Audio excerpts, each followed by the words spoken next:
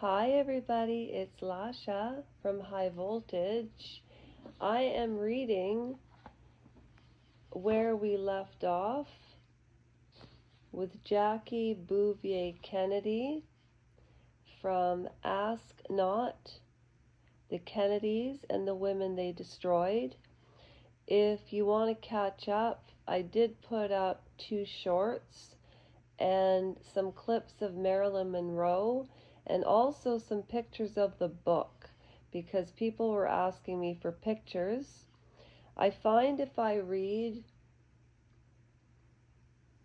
on camera, I lose distraction from reading the book, and I want to read it like an audio book. I will interject if it's really important. However, when we get for the first 3 chapters, we'll do a live, and please don't forget to comment because this book is so good. It's been circulating everywhere, and I want to do something a little different. So if you want to follow along with the book, turn on your settings, and I'm also going to take pictures of some of the pages and post them on the community page because I think this book needs to get out. I really believe that. So it's August 11th of 2024. It's approximately it's about 1:41 in the morning, and I couldn't sleep because I wanted to read. So here we go. And I'm sorry, I'm not reading with my hair a mess in my nightgown because I've realized that to present yourself to the world is to present your best self. And I never used to have a problem with going live with my Holly Hobby nightgown on, but unfortunately, people who don't know me don't understand that. But when I grow, I'll be able to let loose a little more like I did at the beginning. But don't worry, I'm not changing. I won't change for anybody. In fact, I'm going to slurp some Canada Dry.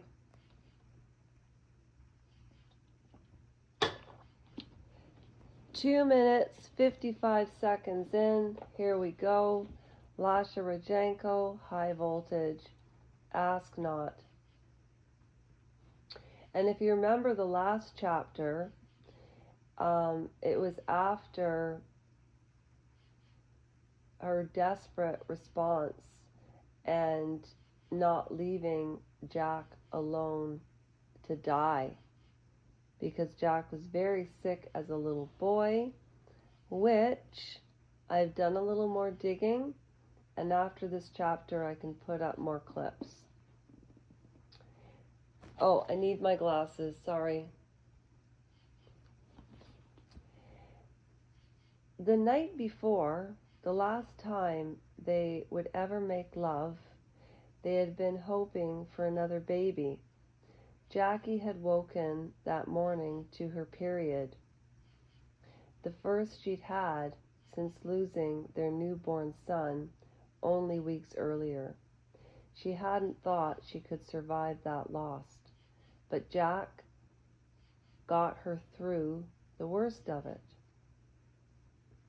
Now she was drenched in blood, his and hers. Chunks of his hair were struck to her dress. Bloody strands were encrusted on her face. The last thing she wanted to do was clean any of it off. As they came to take Jack away, his body under a white sheet, Jackie noticed his foot sticking out. She cradled it in her hand and kissed it. The closest she came to losing control was in the hallway afterwards, nearly passing out, a nurse rushing to her side with a cold compress, pressing it to Jackie's forehead. Father Thompson, one of the priests who had just prayed over Jack, approached Jackie, if ever a moment called for him to summon grace, compassion, to offer God's assurance that all will be all right. This was it. Mrs. Kennedy, he said. Then, on the verge of tears, he fled. Jackie watched as her husband's body, naked and seemingly so little, was placed into a bronze coffin. Berkeley was at her side, clutching her, shaking her,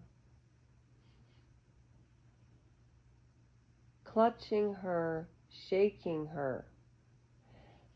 Was there no man in the hospital who could keep it together? Jackie summoned Kenny O'Donnell, a member of Jack's Irish Mafia. You've got to get me in there alone before they close that coffin, Jackie said. You've got to get me in. Jack couldn't travel back to D.C. in that coffin with nothing. In the trauma room, she slipped her wedding ring on his pinky finger, but she wanted to give him more. Something from Patrick, the baby they'd lost.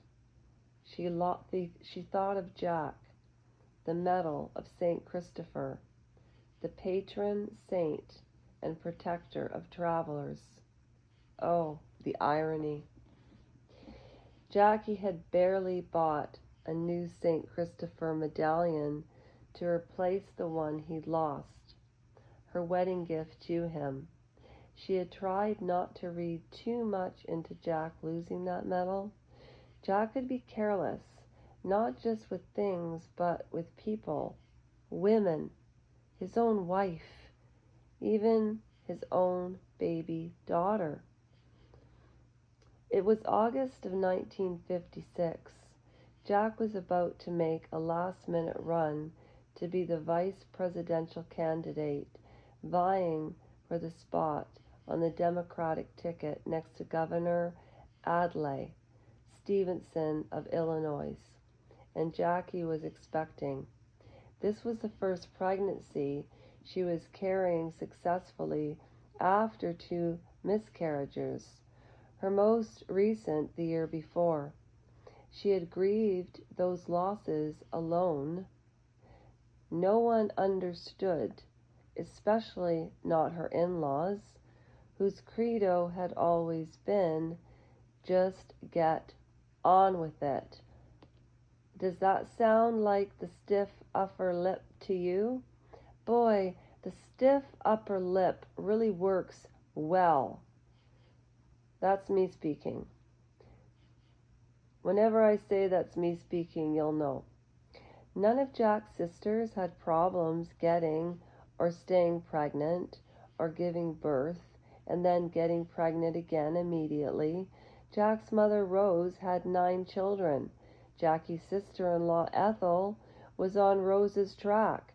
She and her husband, Bobby, already had 4, and Ethel was expecting her 5th in 5 years with not a single complaint. Jackie knew the Kennedys were judging her as a woman, and no one judged her more harshly than the Kennedy women. Ha!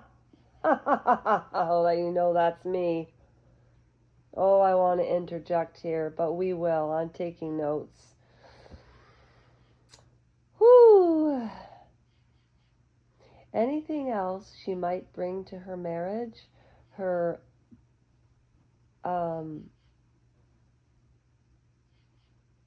okay, pardon my ignorance, erudition. I wish I could do a Boston accent. like Natalie Portman and Jackie. Oh, I'm going to put up some good clips.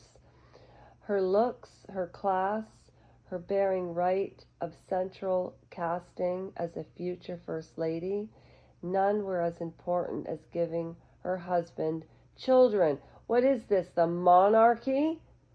And the Kennedys blamed Jackie for losing her pregnancies. Why couldn't she stop smoking? Why did she have such a sensitive disposition? They would hear of stress, the rigors of campaigning, the pressure to look perfect and never misspeak, to quietly abide a Kennedy's man's wandering eye. Jackie wasn't naive. She knew Jack wouldn't be faithful, but he hadn't known just how promiscuous he was or how little he'd do to protect her. Later she'd learn, along with the whole world in newspapers, too numerous to bear, that Jack had lightly infected her with his own constant sexual transmitted diseases.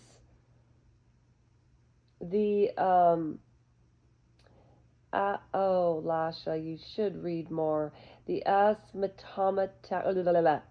chlamydia among them, and this was quite likely why she had so much trouble carrying the first of her 2 pregnancies to term. Again, they always blame everything on the woman, which is why I'm getting upset about transgender and birth rates. Anyways, that's my own opinion. Nobody said a word about that. So, when Jackie got pregnant a 3rd time, she was rightfully nervous, waiting until she was safely into her 7th month to create a nursery at their new home in Virginia. So she felt confident. In fact, that she would defy the doctor's orders and campaign for Jack at the Democratic Convention in Chicago. Jackie hated politicking, but she worked her heart out for him. That mid-August week, rising early to attend ladies' break fasts. Ladies take a break to take a fast. Breakfast. Standing shoulder to shoulder with her sister-in-law under hot spotlights, her feet aching in heels, worried that her mascara was running or her hair was frizzing, shaking sweaty hands and saying all the right things, fighting nausea. She had wanted to do all of that for Jack. It wasn't enough.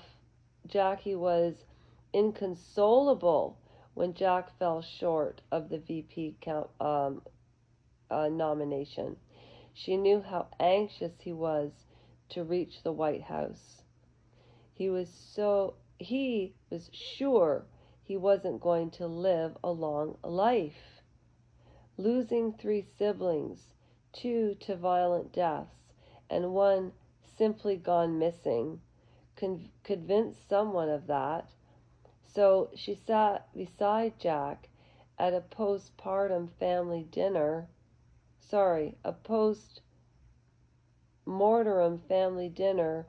dressed in a fine black dress and pearls, and openly wept. It was the rarest of things for Jackie, an unguarded display of emotion. But she wasn't just sad about his loss. She wanted him to stay with her until the baby was born. She was nervous and afraid, and she wanted her husband.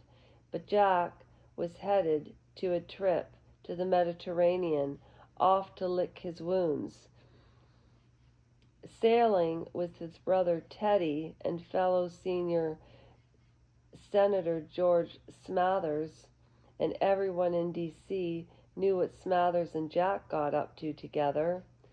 "Won't you stay with me?" she asked. Jack left the next morning. She hadn't wanted to beg, to being that needy, to be a needy wife of an important man, and Jackie could rationalize his decision. It was the done thing in their world. Jack and Jackie's fathers, compulsive womanizers themselves, found nothing wrong with Jack's yeah. No matter the time or place or woman, Jackie had been bred to tolerate it, warned about whom she was marrying, friend of the family, have over to dinner, seat her across from the wife, slide your hand under her dress, staff member, part of the job, movie stars, impossible to resist. Don't even ask. There had been other humiliations, and they had cut to the bone. But baby Annabella was the first time Jackie thought she might divorce her husband. And I'm stopping there, and I will wake up tomorrow morning and read this part, page 31. Thank you for joining me in this. Well, I got into it in 5 minutes, so 11 minutes straight read, and I wanted to interject on every page, but we will get there, I promise. Good night, everybody.